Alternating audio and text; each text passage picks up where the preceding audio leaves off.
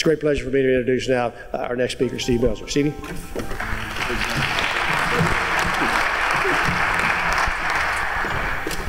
We started out in CO2 EOR. We're studying below the oil water contacts. Ended up doing some things about residual oil zones. That kind of led us to horizontal depressuring of those zones, which has led us to think about shales. And so there's kind of the pathway that is the background for this talk today.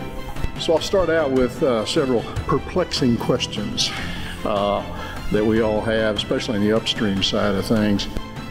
And then I'll talk about what I think are two different unconventional plays in the Permian Basin, and really starting to be around the world.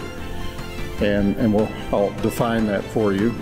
Then quick look at the horizontal San Andres play, and then talk about some analogs to that play that are both here in the U.S. And around the world.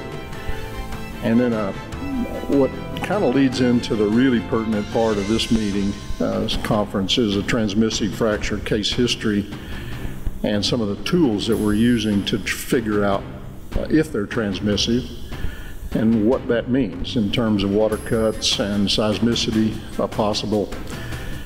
And then close out with what we call crustal connections, the Earth's crust, and the sour wells in the shale.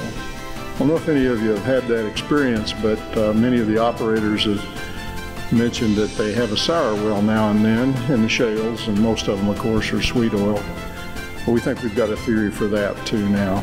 And then we'll kind of close with where should we go from here? Because a lot of this is still kind of on the speculative realm, and so there's some good research opportunities here, I believe.